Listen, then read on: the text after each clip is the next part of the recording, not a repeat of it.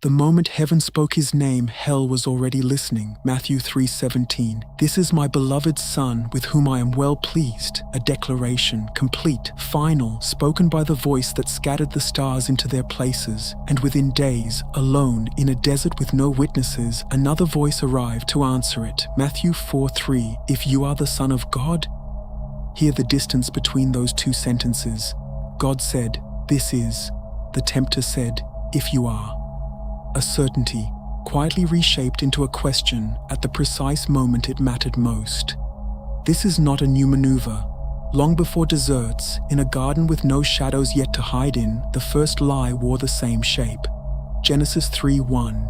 Did God actually say, every accusation since has followed this design? Maybe you were never forgiven. Maybe you misheard your calling. Maybe what God said about you was never quite true. But a lie and a conclusion are not the same thing. And the difference between them is this. One was never yours to draw. Scripture calls the one behind it plainly. Revelation 12:10 names him the Accuser, which means before you fight the thought, you must first ask whose voice is inside it. Elijah had just called down fire. 1 Kings 18 records it. The prophets of Baal defeated, 3 years of drought broken by rain he prayed into existence. It is by any measure the summit of his ministry. Then one woman sends one threat, and the prophet who commanded fire from heaven says this, 1 Kings 19:4. It is enough. Now, O Lord, take away my life. Notice what God does not do. He does not correct Elijah's theology. He does not rebuke his despair. 1 Kings 19:5-6. Elijah sleeps. He is fed. He sleeps again. Only afterward does God address where Elijah stands and where he is going next. What the Hebrew reveals here is quietly stunning. The word for the wilderness Elijah flees into, Midbar, shares its root with Medeba. To speak, the wasteland was never simply a place of abandonment. It was, in the language itself, a place prepared for a voice to be heard. Even the Son experienced this design. Matthew 4:2-3. After fasting 40 days and 40 nights he was hungry, and the tempter came. Emptiness and then temptation, arriving together, as if by design rather than accident. Perhaps the thought that feels most true is not a revelation at all. Perhaps it is only exhaustion speaking in the voice of certainty. Watch what the prophet does next.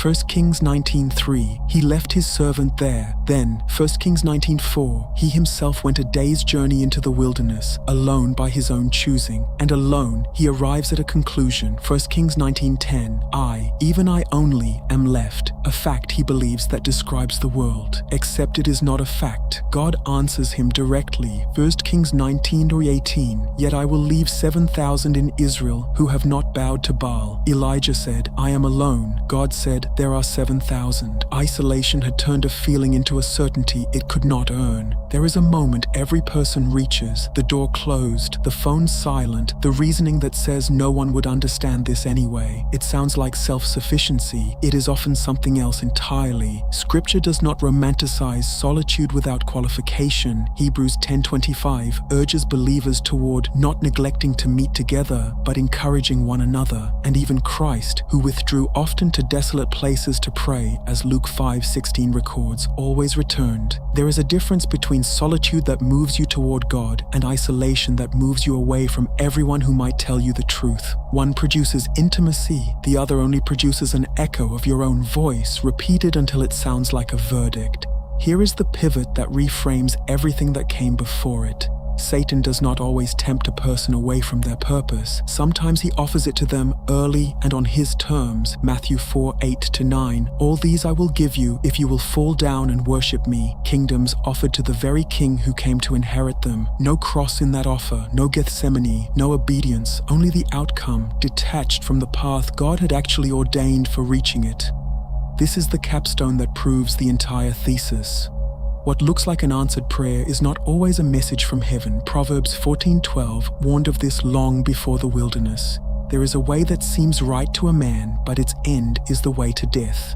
The identity you were told to doubt, the exhaustion mistaken for insight, the isolation mistaken for strength, each one prepares the ground for this final offer. The right destination reached the wrong way, which means the question was never, is this good? The question was always, does obtaining it require disobedience? Because if it does, the map was never drawn by God.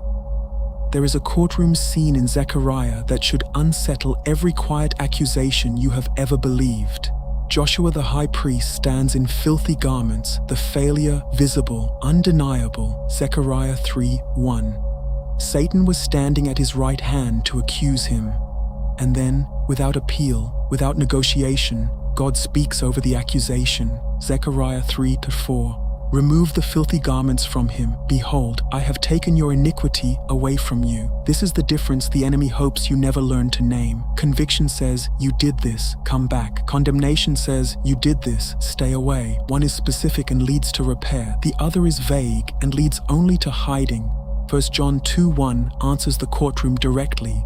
If anyone does sin, we have an advocate with the Father, Jesus Christ the righteous. There is an accuser, there is also permanently an advocate. And before Peter ever failed, before the denial, before the rooster, before he even knew a battle was coming, Christ had already prayed for him. Luke 22:31-32. Simon, Simon, behold, Satan demanded to have you, that he might sift you like wheat, but I have prayed for you. Not will pray, have prayed already. Before the collapse arrived, Hebrews 7:25 says this did not end with Peter. Christ always lives to make intercession. While you are tired, while you are ashamed, while you are still deciding whether to come back or stay hidden, the intercession does not pause to wait for your resolve. Ephesians 6:11 is the charge underneath all 5 of these patterns. Put on the whole armor of God, that you may be able to stand against the schemes of the devil. Not new schemes, the same ones worn by every generation and already answered by the same God. The enemy accuses, Christ intercedes. The enemy prowls, Christ reigns. The enemy has a strategy that has not changed since a garden with no shadows.